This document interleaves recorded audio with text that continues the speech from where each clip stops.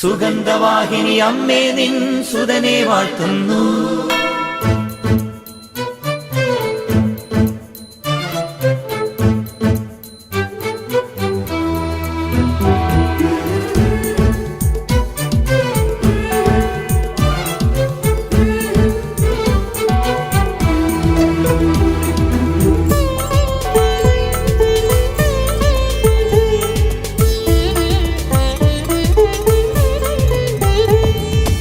സ്നേഹമുള്ള സഹോദരങ്ങളെ, പ്രഭാതവന്ദനം. ഇന്നത്തെ സുവിശേഷം നമ്മോട് പറയുകയാണ്, ഫരിസേയ മനോഭാവത്തെ അല്ലെങ്കിൽ ഫരിസേയുടെ പുളിമാവിനെ സൂക്ഷിച്ചുകൊള്ളുവിൻ. ശരിക്കും നമ്മളിലേക്ക് തിരിഞ്ഞു നോക്കണം. നമ്മളിലൊരു ഫരിസേയ മനോഭാവമുണ്ടോ? ഫരിസേയരുടെ മനോഭാവം എന്താണ്? നമ്മൾ ചെയ്യുന്നതെല്ലാം ശരിയാണെന്നും മറ്റുള്ളവർ ചെയ്യുന്നതെല്ലാം തെറ്റാണെന്നും ഒരു ചിന്താഗതി ഉണ്ടാകുകയാണ്.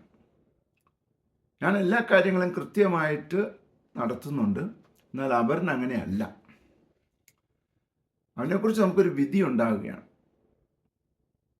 ഈശോ ഒത്തിരിയേറെ കുറ്റപ്പെടുത്തുന്നത് ഈ ഒരു കാര്യമാണ്. സ്നേഹമുള്ള സഹോദരങ്ങളെ, നമുക്ക് ഈ ഫരിസേയ മനോഭാവം ഇല്ലാതാകുവാൻ നമ്മൾ ചെറുതായാൽ മതി. അവരൊക്കെ വലിയ ആൾക്കാരാണ് എന്നൊരു ചിന്ത നമുക്കുണ്ടായാൽ പിന്നെ അവരെന്ത് ചെയ്താലും നമുക്കൊരു കുഴപ്പമില്ല, അല്ലേ? നമുക്ക് അറിയാവുന്നത് നമ്മൾ ചെയ്ത് മുന്നോട്ട് പോവുക.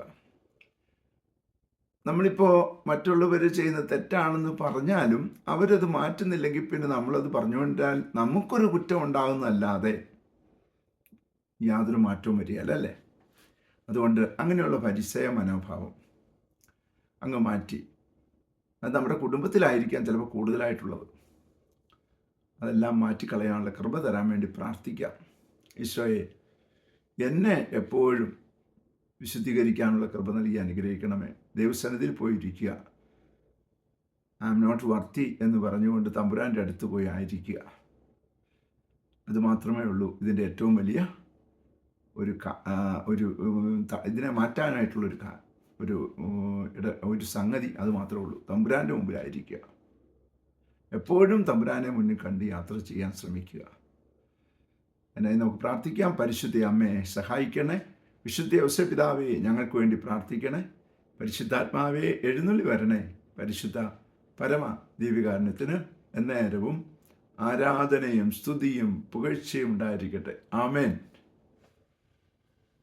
നമ്മുടെ കർത്താവായ യേശുക്രിസ്തുവിന്റെ കൃപയും പിതാവായ ദൈവത്തിന്റെ സ്നേഹവും പരിശുദ്ധാത്മാവിന്റെ സംസർഗവും സഹവാസവും സ്നേഹവും ശക്തിയും കൃപയും എല്ലാ അനുഗ്രഹങ്ങളും സമൃദ്ധമായി നിങ്ങൾ ഏവരോടും കൂടെ ഉണ്ടായിരിക്കട്ടെ, ഇപ്പോഴും എപ്പോഴും എന്നേക്കും.